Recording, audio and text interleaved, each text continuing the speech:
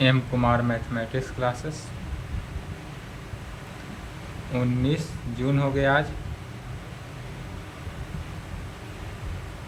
BSc part 3 season 21 से 24,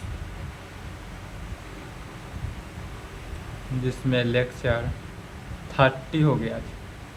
total 30वां lecture है आज। क्या चल रहा है? Paper 8 special paper. 8वां पेपर में क्या है? स्पेशल पेपर, जिसमें क्या पढ़ाया गया है?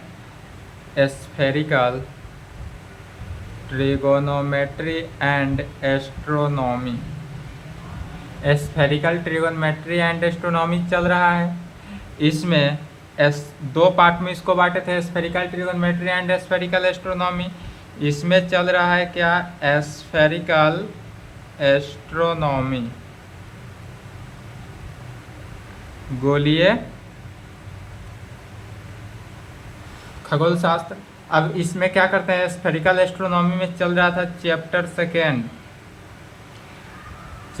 सेकेंड, जिसका नाम क्या है? Kepler's law of planetary motion. Planetary motion होता है, प्लैनेटरी मोशन। इसमें थ्योरम चल रहा था। जहाँ तक थ्योरम हुआ था उसके आगे लिखेंगे थ्योरम 4। 3 थ्योरम हो चुका था पिछले क्लास में, चौथा थ्योरम लिखना है।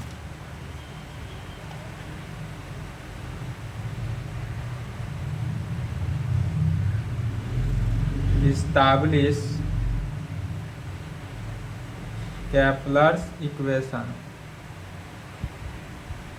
केपलर्स इक्वेशन क्या होता है? Small m is equal to capital E minus E sine E में। Establish Kepler's equation small m is equal to capital E minus small E sine E में।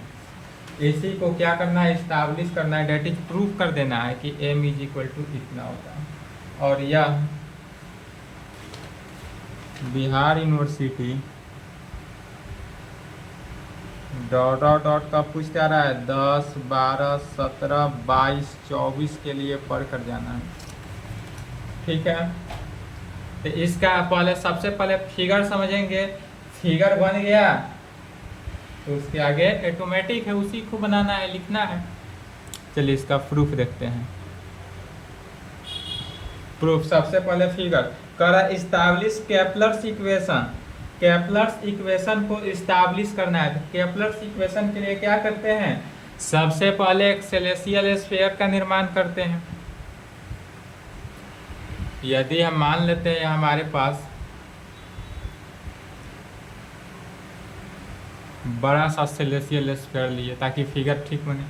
यह सेलेसियल स्फीयर है। इस सेलेसियल स्फीयर में centre से होता हुआ एक इलिप्सॉइड बने, इलिप्स गुजरता हो। सेलेसियल स्फीयर के सेंटर से क्या गुजरा? इलिप्स। बड़ा बना लेते हैं। यह जो गुजर रहा है यह क्या गुजरा? इलिप्स गुजर रहा है। इलिप्स ऐसा ही होता है।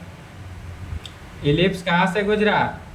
तो सेलेसियल स्फीयर के सेंटर से। यह सेलेसियल स्फीयर का एरिया में सेंटर मान ले C। तो C से क्या करते हैं? Q पॉइंट को मिला दिए। एक पॉइंट मिला है जिसका नाम Q ले लेते हैं। पिछला क्लास में सेम फिगर बना था, थोड़ा सा यहाँ चेंजिंग करेंगे।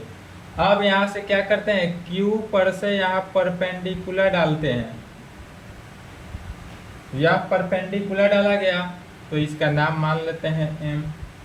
अब यह जो परपेंडिकुलर डाला गया, तो जब Q पॉइंट से परपेंडिकुलर डालते हैं सेलेसियल स्फीयर के सेंटर कहें या इलिप्स के सेंट्रॉइड में, जब इलिप्स के सेंट्रॉइड में हम कोई परपेंडिकुलर लाइन लेकर जाते हैं तो इलिप्स के कॉर्नर पर जो पॉइंट कटअप हुआ इसी का नाम, इसको क्या करते हैं? प्लैनेट मान लेते हैं P।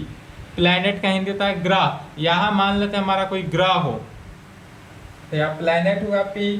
अब यह प्लैनेट P से यदि हम यहाँ सन माने सूर्य, तो प्लैनेट से सूर्य को मिला लेते हैं। यह मान लेते हैं हमारे पास S क्या है? सूर्य है। अब हमारे पास यहाँ सन मिला, सन प्लैनेट। अब यह जो सन हुआ, सन प्लैनेट के हिसाब से सेंट्रॉइड में जो एंगल बनाता है, यह कितना एंगल बनाएगा? भी एंगल। तो यह जो एंगल बनाया इसको मान लिया भी एंगल बनाया, यह जो बनाया यह क्या? भी एंगल बनाया। लेकिन सेलेसियल स्फीयर के सेंटर में जो एंगल बन रहा है, यह एंगल, यह कैसा एंगल बना? ई एंगल बना। तो इसको हम कैपिटल ई मान लेते हैं, यह कैपिटल ई एंगल बना। यह जो बना कैपिटल ई एंगल में बना। और यह जो है इलिप्स, इसका अगर एक पार्ट ए हुआ तो दूसरा A1 मान लेते हैं। तब इस कंडीशन में सन, यहाँ पर तो सन है, सूर्य है, या पी क्या है? तो प्लैनेट को दर्शा रहा है। तो जब पी प्लैनेट है तो प्लैनेट का कोऑर्डिनेट क्या होगा? तो प्लैनेट का coordinate A cos E B sin E, A cos E B sin E में होगा। और यहाँ जो Q पॉइंट हुआ, यह Q, इस Q का कोऑर्डिनेट क्या होगा? तो A cos E ही होगा, और यहाँ से फिर क्या A ही हुआ, तो A sin E। Q point जो हुआ या A cos E A sin E, A cos E A sin E में। चलिए फिगर बनाए, फिगर समझ गए? इसी को लिखना है।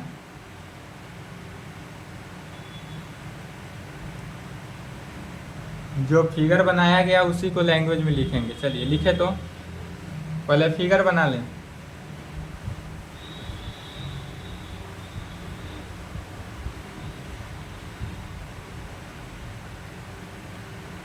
कहेंगे लेट द प्लैनेट पी। मान लेते हैं कि हमारे पास जो प्लैनेट पी है, प्लैनेट डिस्क्राइब्स करेगा कहाँ पर? इलिप्स पे। प्लैनेट पी डिस्क्राइब्स, कहाँ पर डिस्क्राइब्स कर रहा है? तो एन इलिप्स। यह जो डिस्क्राइब्स किया हुआ an ellipse with sun S में, with sun S, ellipse with sun S, as its focus whose, as its focus whose, या फोकस क्या कर रहा है? मेजर एक्सिस से डिनोट कर रहा है, तो whose major axis. Major axis क्या बना? A1, या A1 कहें, या यहाँ तक A तो यहाँ तक A, दोनों मिलकर क्या हो गया? Twice A। तो कहेंगे major axis is twice A।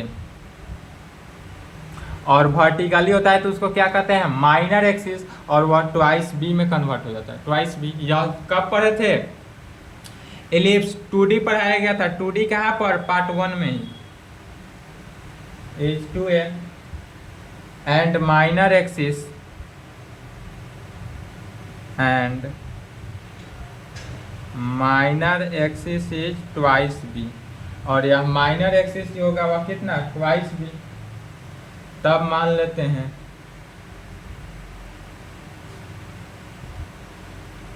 Late T be the periodic time. यदि हम T क्या करते हैं? पीरियोडिक टाइम मान लें। T को मानते हैं पीरियोडिक टाइम, फिगर में नहीं दिखेगा, ऐसे मान रहे हैं। T क्या है? पीरियोडिक टाइम हो। और पीरियोडिक टाइम किसका? तो प्लैनेट का पीरियोडिक टाइम होना चाहिए। या प्लैनेट P जो है, यहाँ पर प्लैनेट जो है, इसी प्लैनेट का ना पीरियोडिक टाइम होगा। तो कहेंगे let T be the periodic time of किसका? The time of the planet P, यह प्लैनेट P का होगा। सो डैट, और यह इस तरह होगा, so that during this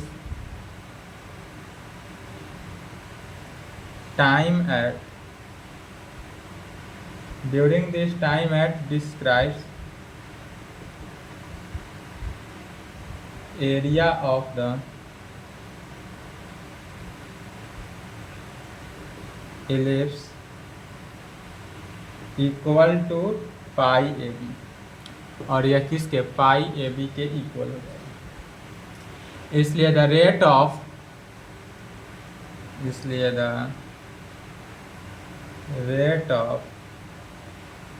description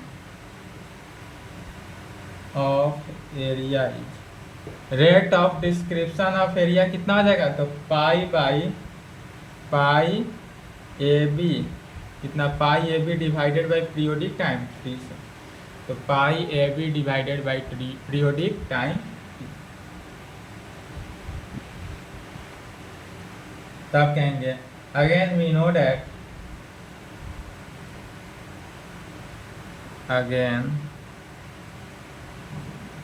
पुनः हम क्या जानते हैं, तो चूंकि हम जानते हैं कि 2 पाई बाई टी, 2 पाई कहने का मीनिंग क्या हुआ, 360 डिग्री। यदि हम यहाँ से कोई प्लैनेट निकलता हो, यहाँ प्लैनेट निकला, पूरे राउंड करते हुए पुनः प्लैनेट उसी जगह आता है, तो कितना 2 पाई 360 डिग्री का एंगल बनाता है। तो जब यह 360 डिग्री का एंगल बनाता हो टाइम टी के अकॉर्डिंग, तो एज डिनोटेड बाई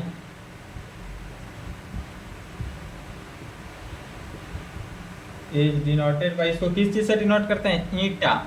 इसको एन नहीं कहेंगे, ईटा कहते हैं, ईटा। एन को थोड़ा इधर घुमा दिए, यह हो जाएगा ईटा से डिनोट करते हैं। इसलिए कह सकते हैं therefore 2 pi by T is equal to क्या हो गया, eta. 2 pi by T eta, N नहीं है, ईटा है। या यहाँ से t का वैल्यू निकालते हैं पीरियोडिक टाइम, तो t क्या हो जाएगा, क्रॉस मल्टीप्लिकेशन किए तो 2 pi by eta, 2 pi by eta.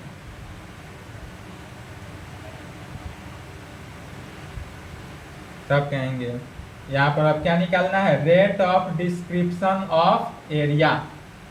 इसका जो डिस्क्रिप्शन ऑफ एरिया हुआ वह क्या होगा,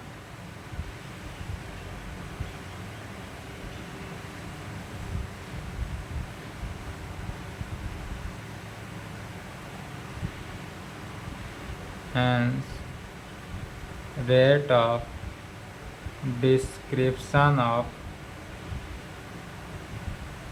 area, hence rate of description of area is equal to, the description of area कितना होता है, pi A B divided by T हो जाएगा, pi A B divided by T, और टी का वैल्यू यहाँ से निकला हुआ है,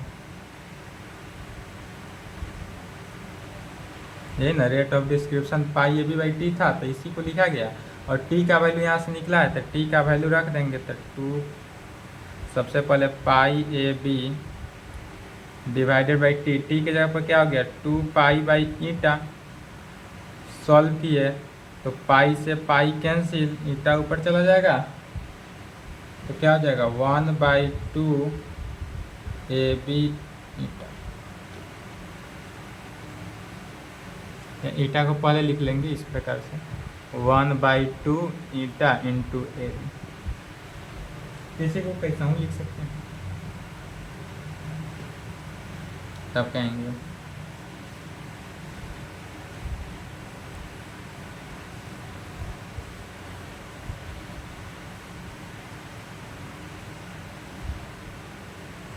again by Kepler second law. अब यहाँ पर यूज करेंगे केपलर सेकेंड लॉ के, तो कहेंगे again by Kepler second law, Kepler second law से यहाँ पर अब किसको यूज किए, Kepler second law. Kepler second law से क्या कहते हैं, we know that radius vector drawn from the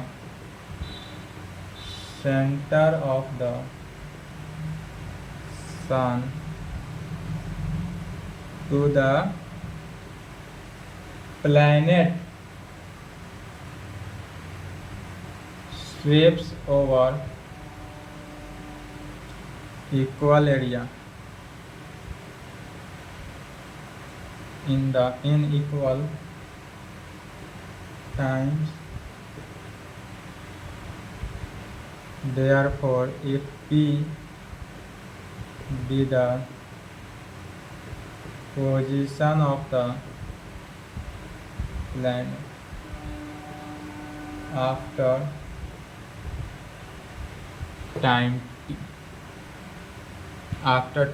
t, क्या किया again by Kepler second law. अब यहाँ पर केपलर सेकेंड लॉ से हम क्या जानते हैं, वी नो डैट, क्योंकि हम जानते ही हैं, क्या जानते हैं, the radius vector drawn from the centre of the son of the planet sweeps over equal area in equal time. Therefore if यदि p be the position of the planet after time t, या time t के बाद होगा, when जब planet starting from rest from, तो कहेंगे when जब हमारा प्लैनेट जो होगा, प्लैनेट क्या होगा, स्टार्टिंग फॉर्म में होगा, planet starting from rest from protection, rest from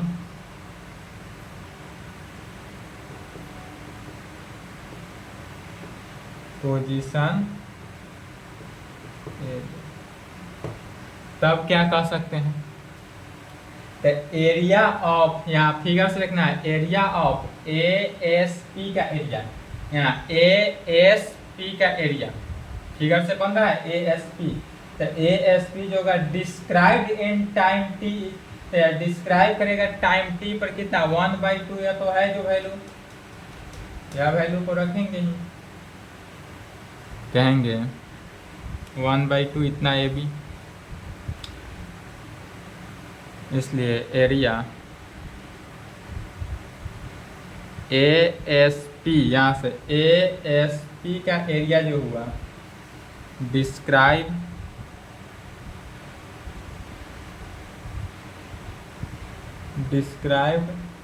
in time t, यह डिस्क्राइब करता है कहाँ पर, इन टाइम t को, t टाइम को डिस्क्राइब करता है, टाइम t कितना 1/2 इंटू t में टाइम t के साथ कर दिए 1/2 AB।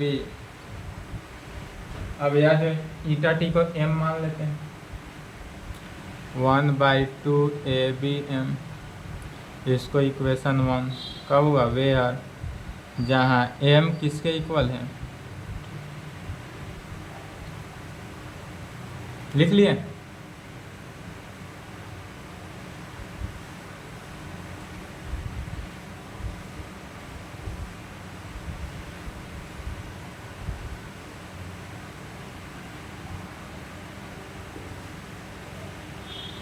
तब कहेंगे अब पुनः APA' में यहाँ से देखना है इलिप्स का, तो हमारा जो इलिप्स बन रहा है, यह इलिप्स का हाफ एरिया लिया गया, इलिप्स तो यहाँ से हुआ यहाँ तक पूरा मूव किया, लेकिन हाफ लेते हैं APA1, late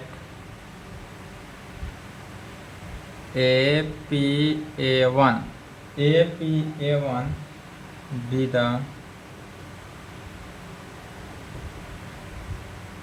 ellipse described,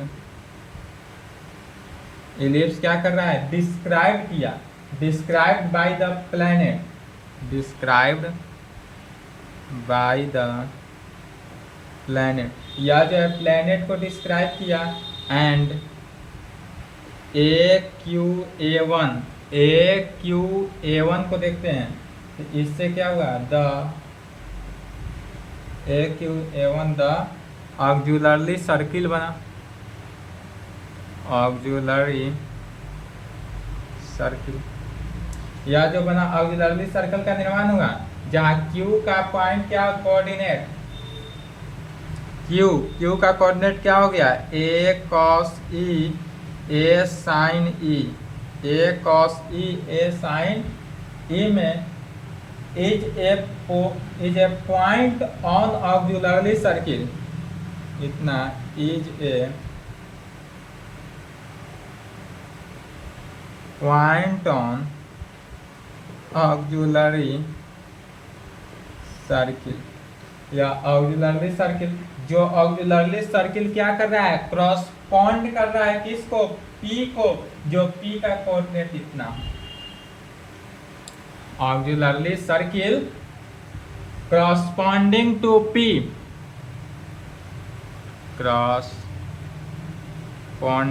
to P, या क्या कर रहा है, प्लैनेट के पोजीशन को क्रॉसपॉन्ड किया। तो या जिसका P का कोऑर्डिनेट क्या हो गया, A cos E B sin E। अब यह हो गया A cos E B sin। तब कहेंगे the area sweeps out by the radius vector, the area sweeps out by the radius vector starting, या जो है radius vector starting from the radius vector starting from the, कहाँ से start हो रहा है, पेरिहेलियन, पेरिहेलियन पोजीशन ऐसे, perihelion position A in time T में,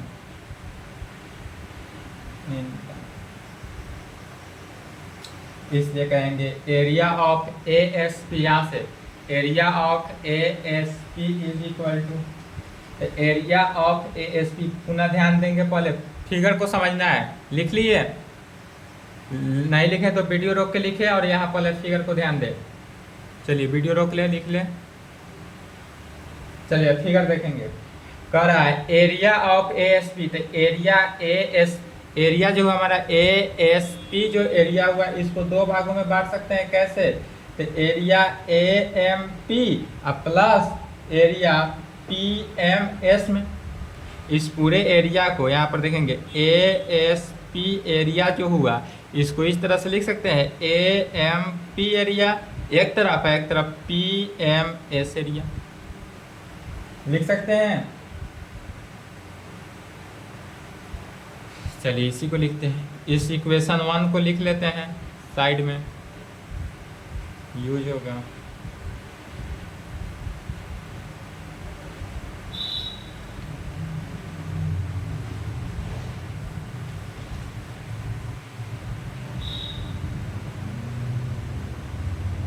time T is equal to, या टाइम टी किसके इक्वल हो गया, तो एरिया ASP के इक्वल, और इसी एरिया को लिख सकते हैं area AMP plus area PMS में, इसको इक्वेशन 2 PMS में कन्वर्ट होंगे।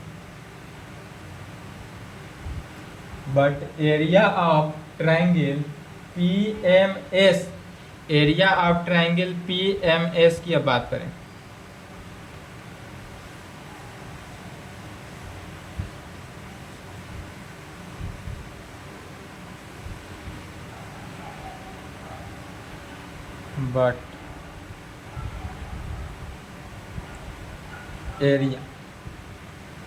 But area of triangle PMS की अगर बात की जाए तो कितना होता है, 1/2 आधार गुना ऊंचाई। तो इसका आधार क्या हो गया, SM आधार ऊंचाई PM, तो SM इंटू PM हो गया, SM इंटू PM क्या हुआ, त्रिभुज का क्षेत्रफल 1/2 आधार गुने ऊंचाई होता है, तो आधार SM हुआ, ऊंचाई PM हो गया। फिर SM को देखना है, SM को हम इस तरह से लिख सकते हैं CM माइनस CS। SM जो है SM को लिख सकते हैं क्या, CM माइनस CS में, तो इज इक्वल टू 1/2 SM को लिखेंगे CM माइनस CS, SM निकल गया, इंटू PM। फिर सी एम माइ या देखेंगे सी एम, तो सी एम का जो वैल्यू है वह कितना है, सी से एम यहाँ देखना है, सी से एम, तो सी से एम यहाँ हुआ टर्म कितना, ए कॉस ई, तो 1/2 A cos E minus C S, C से एस, तो सी एस यहाँ से यहाँ तक का वैल्यू हुआ, यहाँ से यहाँ तक का वैल्यू क्या दिया, ए ई होता है, तो minus A E into P M, P से एम, पी से एम का वैल्यू कितना, बी साइन ई, ये हो जाएगा बी साइन ई। समझे कैसे हुआ, इसी को आगे बढ़ाएंगे। 1/2 सभी से कॉमन वैल्यू, इससे कॉमन क्या रहा है ए, और इससे कॉमन बी आ गया, यदि ए बी कॉमन ले लिए तो बचा क्या, cos E minus E into sine E, यही टर्म बचा। साइन ई से फिर मल्टीप्लाई कर देते हैं, 1/2 A B into sine E cos E minus E sine E, इसको इक्वेशन 3 में।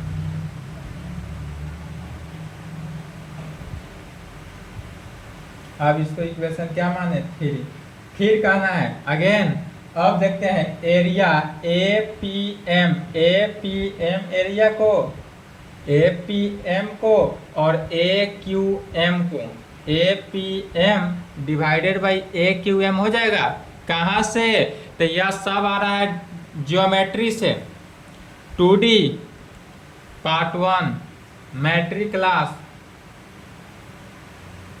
तो A P M divided area, A P M divided by area A Q M में, तो कहेंगे अगेन, लिख लिए,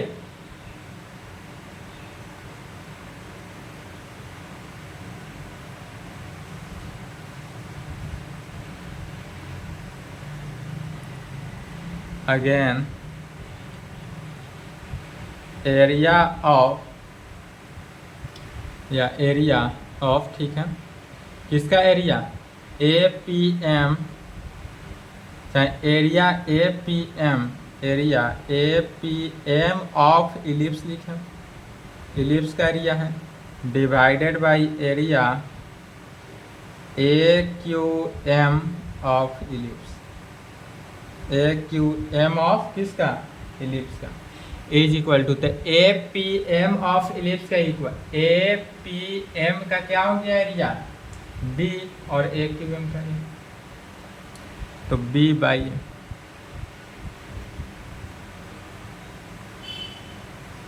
इक्वेशन 3 को साइड में लिख लेते हैं,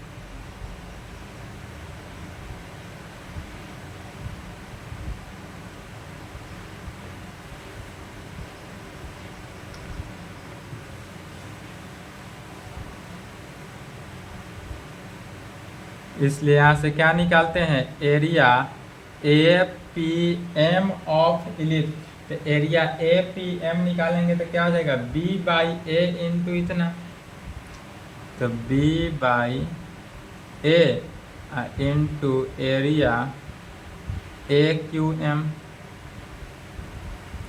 ए क्यू एम का एरिया, ए क्यू एम का एरिया को देखते हैं क्या लिखेंगे, एरिया ए क्यू एम है, इसको सेक्टर ए सी क्यू लिख सकते हैं, A C Q minus M C Q में, या हमको एरिया यदि निकालना है, देखेंगे ध्यान से, पहले फिगर समझ ले, एरिया अगर हमको यह निकालना है ए क्यू एम का, तो ए क्यू एम निकालने के लिए हम पहले ए सी क्यू निकाल सकते हैं, इसमें माइनस कर सकते हैं एम सी क्यू को, इतना पूरा एरिया निकालिए, इसको माइनस कर दिए तो यह एरिया निकल जाएगा, तो कहेंगे is equal to B by A into sector A C Q minus M C Q, A C Q minus M C Q.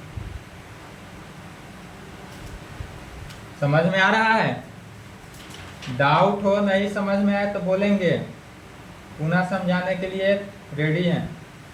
चलिए तो फिर इसको आगे बढ़ते हैं। अब area sector A C Q में तो एरिया ए सी क्यू में फॉर्मूला लगाएंगे 1/2 आधार गुने ऊंचाई, और फिर इसमें लगाएंगे तो b बाई ए बाहर ही है 1/2 एरिया देखना है ए सी क्यू में आधार क्या हुआ ए सी आधार हुआ, तो इसका आधार का कितना लेंथ है ए हुआ, और ऊंचाई जो हुआ वह कितना पूरे हाइट ए ही हुआ, माइनस एम सी क्यू में आधार क्या हुआ सी एम, तो सी एम जो आधार हुआ इसका कितना हुआ सी से एम, तो C M A cos E, तो -1/2 ए कॉस ई इनटू ऊंचाई यह हुआ ए साइन ई, ए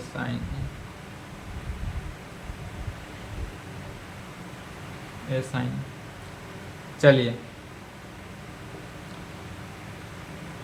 1 इसी को सॉल्व करते हैं, तो b बाई ए इंटू दोनों में से कॉमन वैल्यू क्या रहा है 1/2 ए कॉमन है, तो 1/2 ए इंटू ए कॉमन है तो ले लिए, इसमें बचा क्या 1 माइनस साइनी कॉसी, एक ए से एक ए कैंसिल हुआ, 1/2 A B into 1 minus sine E cos E, 1 minus sine E cos E, इसको इक्वेशन 4 ले लेते हैं। अब ध्यान देना है, फिर वी पुट द वैल्यू कहाँ से 3 और 4 से, इक्वेशन 3 से इक्वेशन 4 से दोनों का एरिया निकल गया, एरिया ए पी एम, और इसको पुट कर देना है कहाँ पर एबव इक्वेशन 2 में, तो एरिया किसका निकल जाएगा ए एस पी का एरिया, यही निकालना था, तो कहेंगे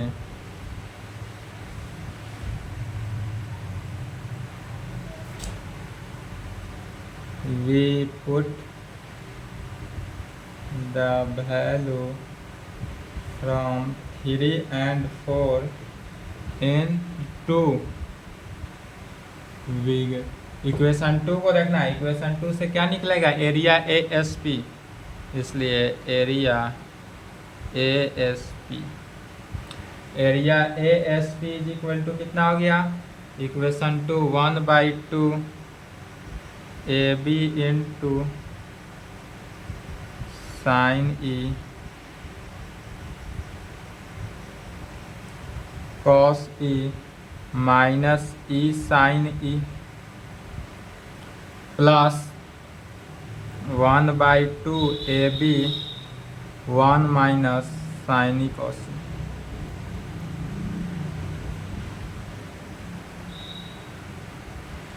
दोनों से कॉमन क्या है 1/2 ए बी कॉमन है, तो कॉमन ले लेंगे, सॉल्व किए आंसर आएगा।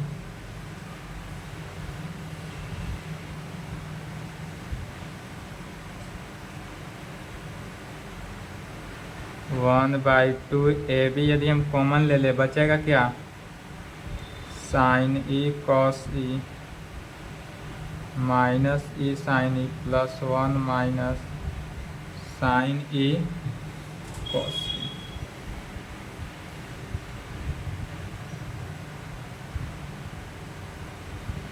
इससे यह term cancel 1/2 A B into 1 को पहले लिख लेंगे 1 minus E sine E, 1 minus E sine E निकल गया,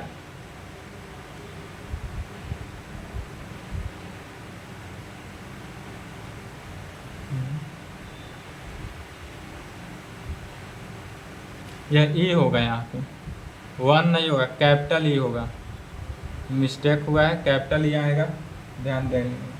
तो 1/2 ए बी इतना हो गया, इसको इक्वेशन 5 मान लेंगे। अब कहेंगे फ्रॉम फर्स्ट एंड 5, इसलिए फ्रॉम फर्स्ट एंड 5, फर्स्ट और 5 से क्या हो गया 1/2 A B into M is equal to 1/2 A B E minus E sine E, इससे यह कैंसिल आउट हो गया, M is equal to E minus E sign.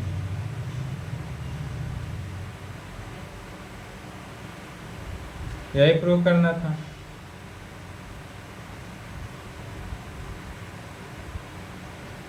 Hence blue.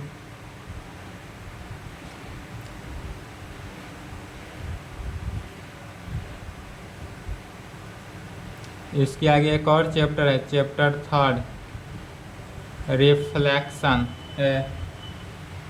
Reflection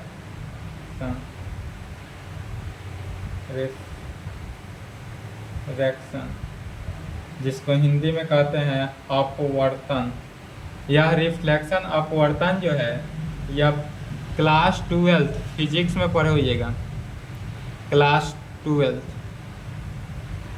12 के फिजिक्स में एक चैप्टर था जिसका नाम था ऑप्टिक्स, प्रकाशिकी। याद है? ऑप्टिक्स था, प्रकाशिकी, उसी में यह रिफ्लेक्शन पढ़ाया गया था।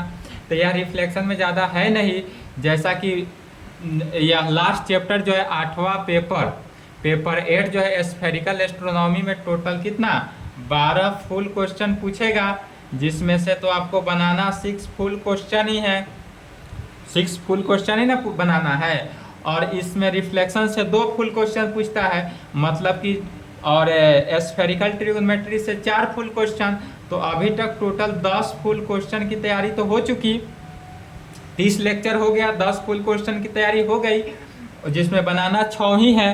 तो इससे ज़्यादा पढ़ने की ज़रूरी भी नहीं है, एग्ज़ाम है। तो अब यहीं पे तैयारी को, क्लास को क्लोज करते हैं। इसके आगे अब कोई वीडियो नहीं देंगे। आज मेरे तरफ से, एम कुमार की तरफ से पार्ट 3 ग्रेजुएशन का क्लास पूर्णतः कंप्लीट हुआ। टोटल ग्रेजुएशन में 4 पेपर था।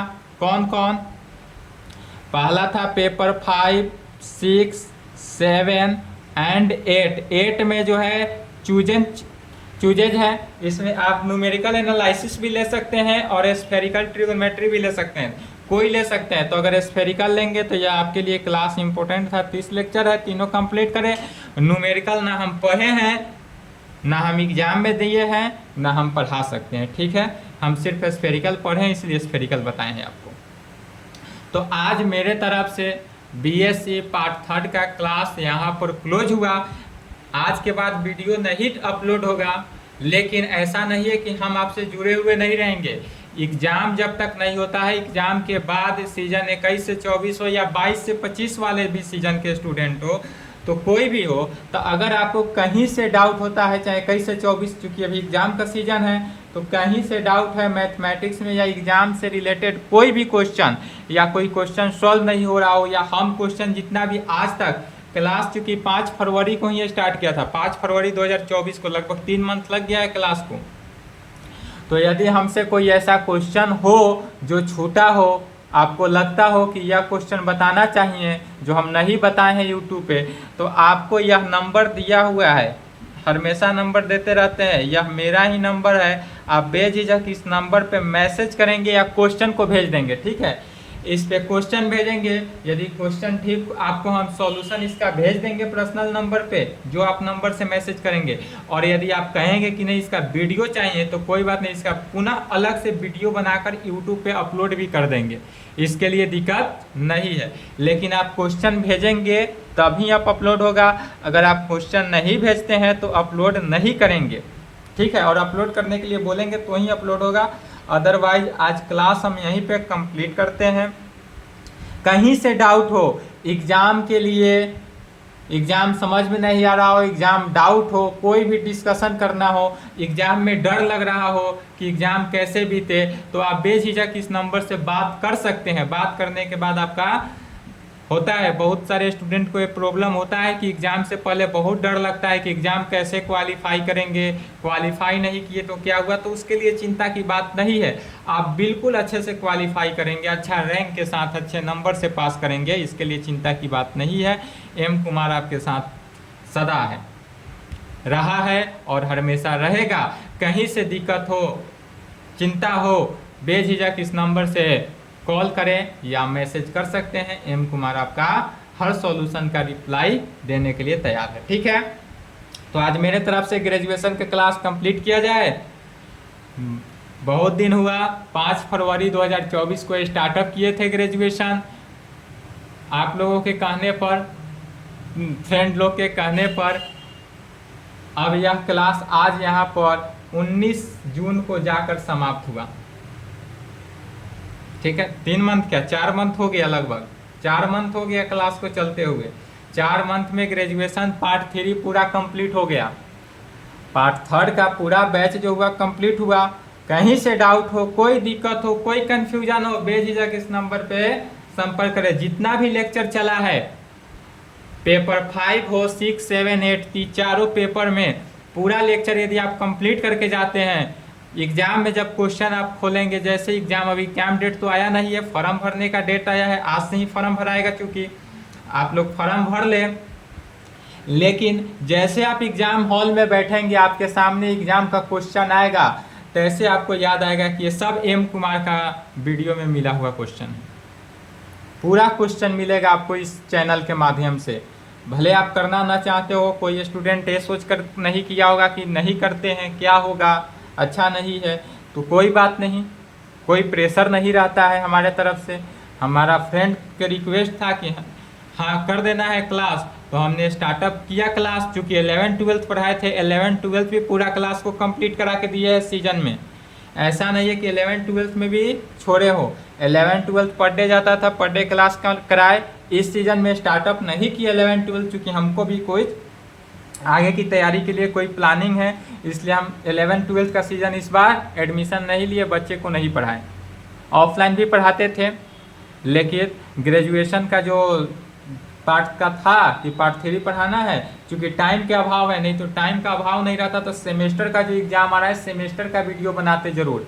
और अब यदि हम आते भी हैं यूट्यूब पर, ऐसे तो अब कम ही चांस है आने का, अगर हम आते भी हैं एजुकेशन चैनल लेकर यूट्यूब पे, तो फेस के साथ आएंगे। ठीक है, अब विथआउट फेस नहीं आएंगे, लेकिन यदि हम आएंगे भी तो 2 से 3 साल के बाद ही आएंगे। तब तक के लिए हम आपके साथ अब यूट्यूब से कनेक्शन को तोड़ रहे हैं। ऐसा बात नहीं है, आप कोई भी कमेंट करेंगे तो हम उसका रिप्लाई देंगे। कोई भी आप कमेंट करेंगे तो आपका हर कमेंट मेरे पास इन नोटिफिकेशन आ जाता है, हर कमेंट का सॉल्यूशन दिया जाएगा। नंबर पे कभी भी मैसेज करेंगे तो रिस्पांस दिया जाएगा। लेकिन अब वीडियो के साथ जो है, हम 3 साल के बाद पुनः आपको इसी चैनल पे मिलेंगे। और जब हम वीडियो के साथ मिलेंगे तो अब आप मेरा फेस के साथ देखेंगे। अब तक तो बिना फेस के साथ ही पढ़ाए हैं। 2023 में क्लास स्टार्टअप किए थे 11th और 12th का। उस समय तो हमको पढ़ाने का हैबिट भी नहीं था, ऑफलाइन पढ़ाए थे, ऑनलाइन नहीं था, फिर भी ऑनलाइन पढ़ाए।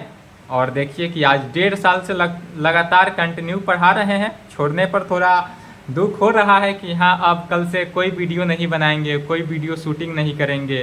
परमानेंट आदत था वीडियो शूटिंग करने का, पर डे का रूटीन था। आप देखते हो जाएगा कि मेरा वीडियो पर डे क्लास जाता था। 1.5 साल से लगातार पर डे क्लास चल रहा है। अभी फिलहाल एक क्लास चल रहा था 1 मंथ से, लेकिन 2 वीडियो पर डे मिलता था, यह तो आप लोग को पता ही है। 11th का एक वीडियो, 12th का एक वीडियो, उसके बाद ग्रेजुएशन भी पढ़ाना स्टार्ट किए तो ग्रेजुएशन का भी 2 वीडियो पर डे देते थे।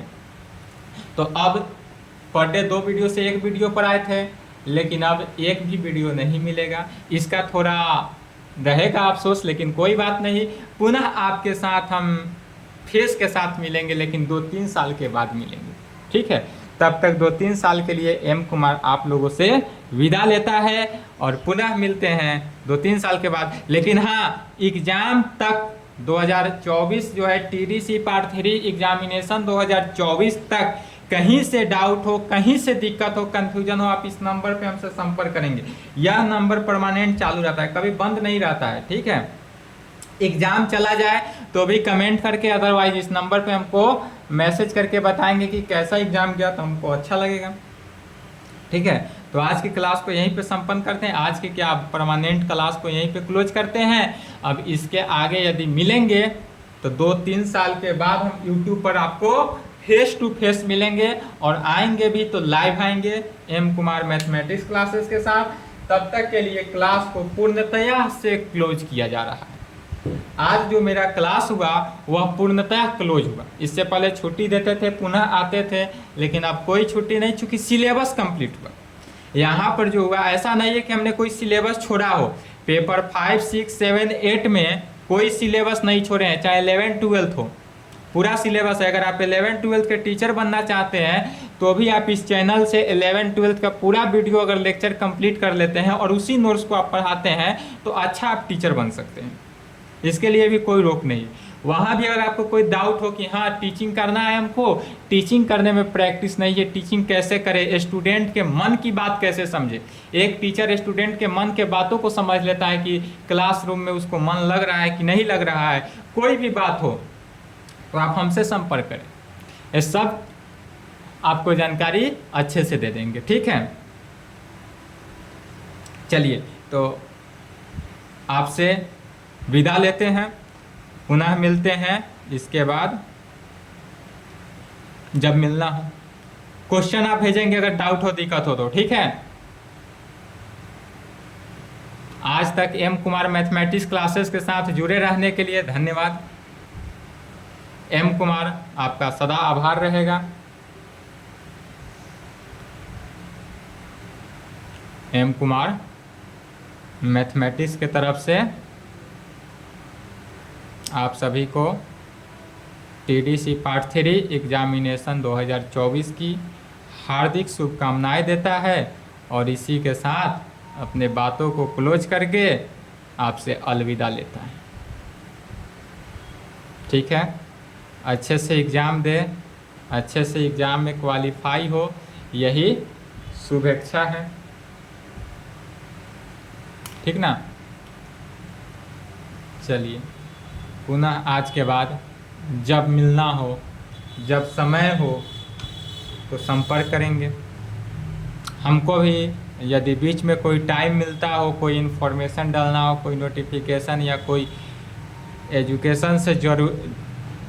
एजुकेशन से रिलेटेड कोई भी बात हो, अगर वो बात हमको कहना हो तो अब हम फेस के साथ आकर इस बीच में भी हम आपको कुछ न कुछ कभी कभी मैसेज देते रहेंगे। ठीक है, परमानेंटली तो मैसेज नहीं दे पाएंगे क्योंकि हमारे पास भी समय की कमी है, लेकिन जब भी समय मिलेगा तो थोड़ा मोड़ा यूट्यूब पर आएंगे। क्योंकि 1.5 साल से यूट्यूब पर आते आते यूट्यूब का प्रैक्टिस हो गया, आप लोगों से मिलने का प्रैक्टिस हो गया।